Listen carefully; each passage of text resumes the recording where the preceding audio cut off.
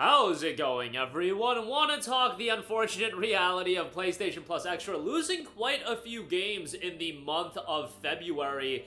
That, man, one of my favorite genres. Y'all know I'm a JRPG guy. JRPGs, but just been taken to slaughter as far as the PlayStation Plus Extra catalog lineup goes, given that a lot of the Square Enix quality titles have been pulled, and now you've got another notable franchise getting pulled, some other games getting pulled, while the quantity of games getting removed isn't at the level of some of the other months. The quality, I would say, is certainly there, and really, we got to assess it every month, because I feel like every month when we get the PlayStation Plus Extra catalog updates, it's usually 8 to 9 games, but only 2 of those games are worthwhile. So are 2 worthwhile games getting pulled here? I would say more than 2 worthwhile games are getting pulled here. So we'll talk about that. And when I say worthwhile, I mean, worthwhile definitely isn't the right verbiage to use. More so notable, and games that I would say a larger portion of the PlayStation audience has interest in, because there's lower key games getting added all the time that are really good. They're just not games that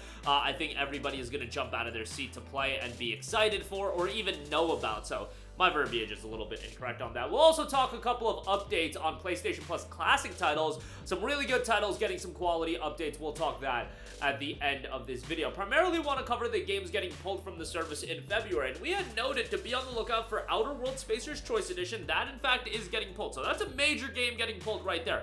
Outriders, alright, Outriders is memes, that's not a big deal. Scarlet Nexus, however, another major title there, and another JRPG getting pulled. Bulletstorm Full Clip Edition, that's more of a tier 3 title, I would say.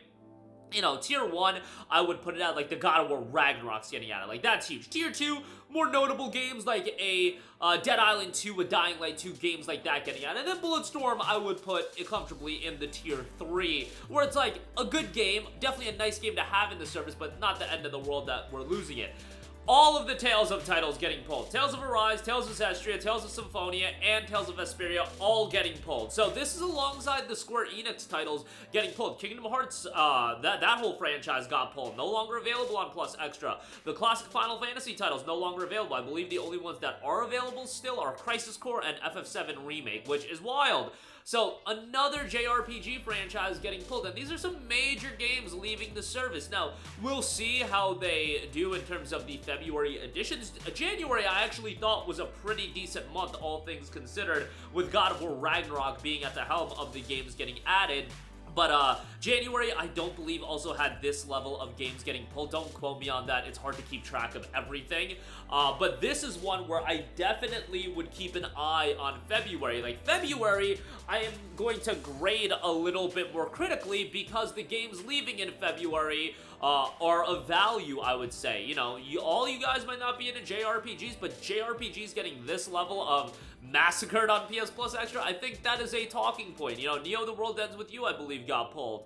Again, all the classic Final Fantasies, Kingdom Hearts, the Star Ocean titles recently got pulled as well. Now Tales of is leaving, now Scarlet Nexus is leaving. Now, to be fair, with JRPGs, while I'm a fan of the genre, I truly do believe, like, yo, if you're a fan of the genre like me, you're buying these games, whether it be full price or on sale, and they're lengthy games, so I could see a lot of people being in the midst of a playthrough of an Arise or a Zestria or Symphonia or a Vesperia, and now they're just kind of out of luck. They gotta go buy the game unless they finish it by the time it gets pulled. I will say, as far as playing these games before they get pulled, Bulletstorm, obviously, you could easily do a playthrough of that. Literally, you could do a playthrough in a sitting.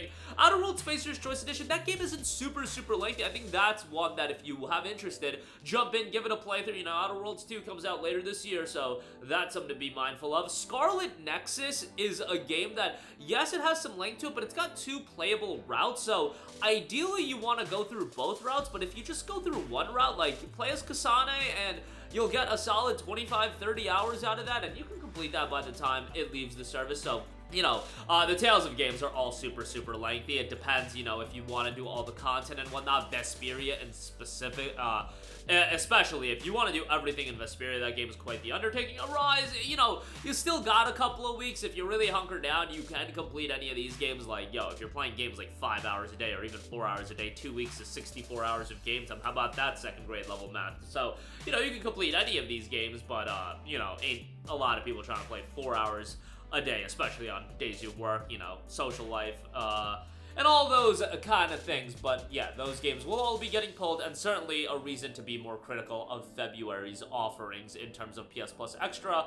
Always like to look at what's being added versus what's being pulled, and yeah, February, a lot of notable stuff is getting pulled. I will note that there are a couple of updates on PlayStation Classic titles that are available on PlayStation Plus Premium. Legends of Dragoon just got a new patch dropped. It's an unannounced patch. So there are a list of issues that have gone around, and hopefully a lot of that is being remedied. I believe a lot of that has dropped with the patch, although PlayStation hasn't made an official confirmation. Weird garbled text after characters' names has been adjusted. Battle sound effects being crushed, only playing half the sound or completely missing. Battle voice lines not playing at all. The after battle level up jingle sound like it was ran through a word chipper when multiple people leveled up at once. And Rose's magic attacks caused the game to completely crash.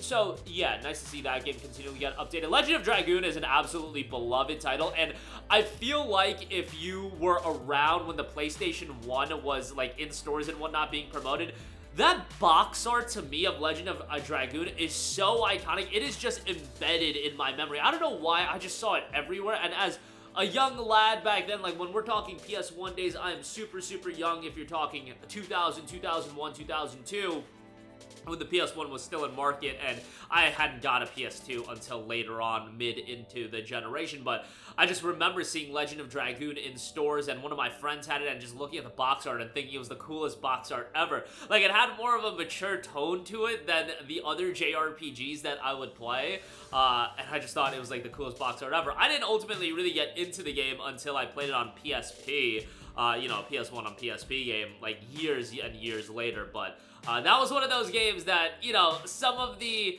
hardcores were like, oh my god, Bluepoint doing a remake of Legend of Dragoon would be so cool. And like some people thought maybe it would actually happen. You know, Bluepoint was tasked to do some pretty out there stuff like Shadow of the Colossus remake, and why not remake Legend of Dragoon? I think it would be pretty big. And no, you'll get a God of War live service game that'll get canceled and you'll like it. So, you know, we'll talk about talent of a studio wasted, but we had talked about that ad nauseum.